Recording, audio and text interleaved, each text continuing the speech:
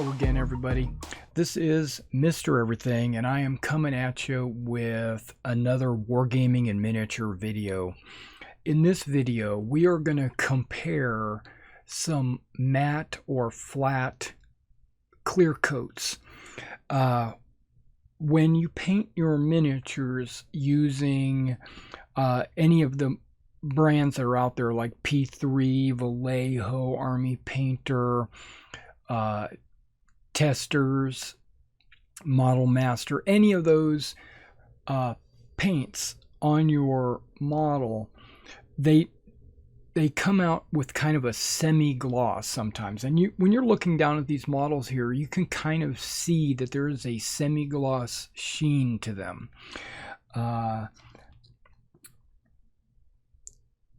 Yeah, like just looking at this great coat right here, you can kind of see that there is, I know it's out of focus, but you could see that it's glossy, right? And that is just straight paint. That is no clear coat or anything like that. On top of these models, I used a Army Painter soft tone wash. So these have been painted with a variety of different brands, and then there was a wash on top of it. Okay, these Napoleonic figures, what I'm going to do for you today, because this was going to be an experiment for myself, but I figured why not share this with my audience as well. This is going to be a comparison of the different top coats that I have. I've noticed I've had different results with different ones. So what I'm going to do for me today is I'm going to spray, because I have 12 bases here and I have 7 different spray coats. And what I'm going to do is I'm going to break them down and spray each like a pair of bases with a specific type of spray, and then allow it to dry, then come back and kind of show you a comparison of each of these sprays so that you can figure out which one is the best for you. Okay, now before we get started, I wanted to say I've been using the Testers clear coat for years now. I'm finding it very hard to find Testers clear coat on the market. I don't think they've discontinued this, but they might have. Testers is now a Rust-Oleum company, and Rust-Oleum might have decided to stop with this color. I'm not sure, but I cannot find this anywhere for sale anymore. I've been searching for months and I haven't been able to find this. This is actually my last can of it. This has been very good to me. Before I air this video, I will get online to see if I can find it for sale anywhere, and I'll post it in either in the comments or on the screen. Okay, so good luck. Okay, so as an alternative to that, I think Tamiya might actually be very similar to this. You can kind of see how that's got a dull coat cap, and this is not a dull coat cap, but right on the top it does say flat clear. So I've never used it. We'll find out. This is new. This one and this one are new for me. I've never used. Okay, there is a matte finish. Now this is Rust-Oleum matte finish that you find in your art supplies.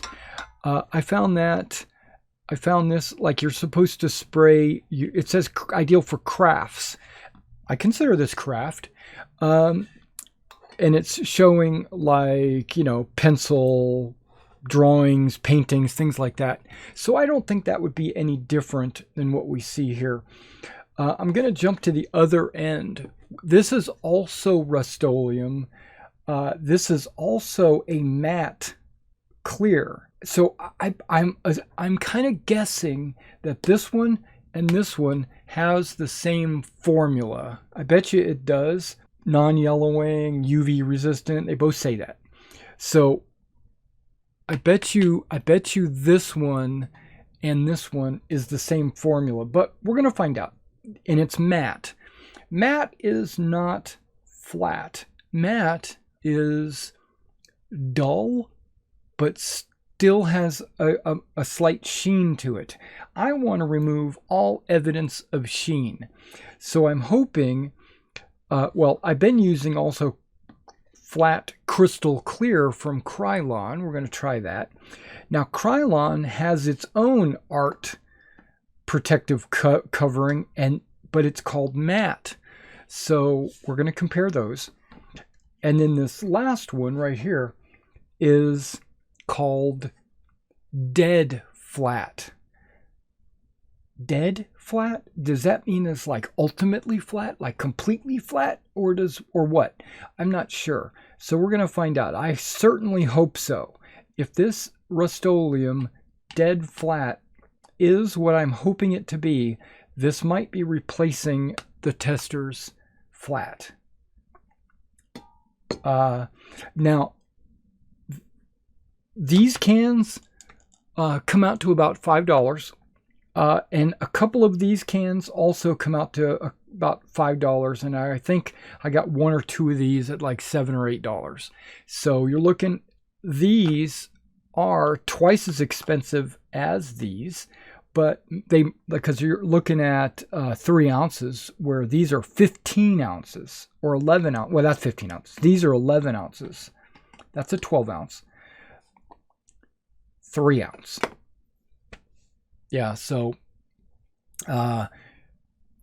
if you were to double or triple that to get 9 ounces, that would be like a $15 can. Just throwing that out there. Okay, so let me pause the video right here. I'm going to go take a couple of different bases and spray with each of these sprays. Then I'm going to come back and show you the results. It's going to take me a minute because I'm going to spray it and then I'm going to let it dry for about 15 minutes before I bring it in. Because most of these say dries to the touch in 20 minutes. 10 to 15 minutes. That's pretty cool. 10 minutes or less. The touch in 5 minutes. Okay. So I guess we'll do this one first, and by the time I get to this one, these will be dry. Okay, it says it'll be thoroughly dry in 24 hours. Well, that's what all of these say. It doesn't say what it's dry to the touch, but I've been thinking it's about 15 minutes. Okay, this one doesn't give a dry time either. This says don't spray on decals and stickers. Well, I probably will when I'm painting other things. All right, I'll be right back.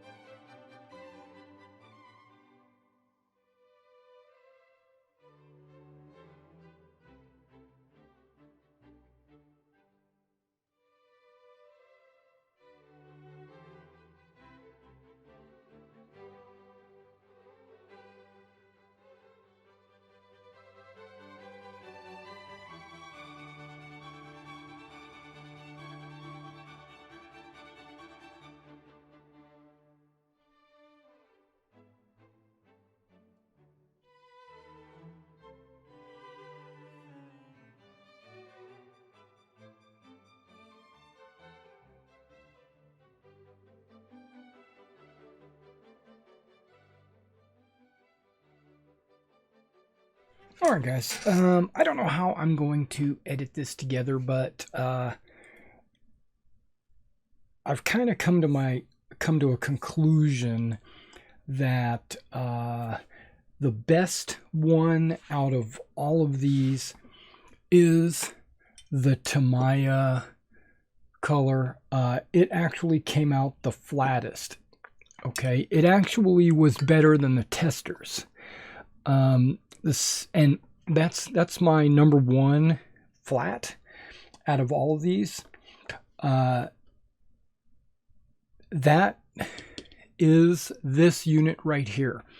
The 72nd is the Tamiya flat. So you can kind of compare side by side. This unit is the flat crystal clear, which I think came in at a close second. So just kind of looking, whoops, okay, it's moving that.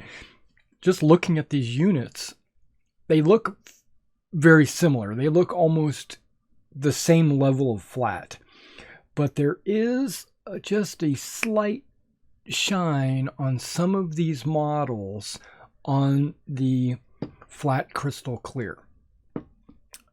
All of the matte colors, which are right through here, all of these, even this dead flat, came out looking very matte. The matte, and you can see it before I do this. I think I'm going to show you, before I do this, I think I'm going to do a side-by-side of what they look like with each of these colors before and after. And then I'm going to come to this, which I find this to be the best, this to be the second best. And I actually was not super impressed with the testers. I've been using this for a long time, and I have been impressed. But in comparison to the Tamiya one, I actually think Tamiya was slightly better. And then Krylon, and then testers. So testers / Rust-Oleum, because this testers and this universal dead flat were very similar, similar in sheen. The advantage of the Krylon is it's easily accessible, and its price is reasonable. You know, where the Krylon is a little bit more expensive. It is actually quite a bit more expensive, and then the Tamiya per ounce is incredibly expensive. So we'll say for the same can of Rust-Oleum, you're paying about $15. It's only $5 for one of these cans, and you could do multiple units of figures, or if you're doing individual figures, you could do hundreds of figures probably with one can. Okay, that may be an exaggeration, but 20, 30 figures at least, you know, so you're looking at maybe a 50 cents per figure, or lower actually with this can. But then when you're looking at the Rust-Oleums, you're paying about $5, and that gets 3 times as many of these. So you're looking at maybe literally hundreds of figures using the Rust-Oleum. So if you were going to invest in Rust-Oleum sprays, I would probably get this dead flat or this 2x ultra. I don't know. We'll have to take a look at the comparisons as I put them up, but I think all of these did really well. They did bring the shine down quite a bit, but not eliminate the shine. These, I think the Tamiya actually eliminated the shine. I mean, look at these figures right here. This is the Tamiya, this is the Krylon, and this is obviously a second coat. And remember that clear coats are affected by the outdoor humidity, or whatever your humidity is. So if it's humid, like if it's currently in a rainstorm, or if it's really cold outside and you've got a lot of moisture in the air, be extremely careful with clear coats, because clear coats will turn white, or they'll leave like a white fog on your figure. It'll be extremely bad.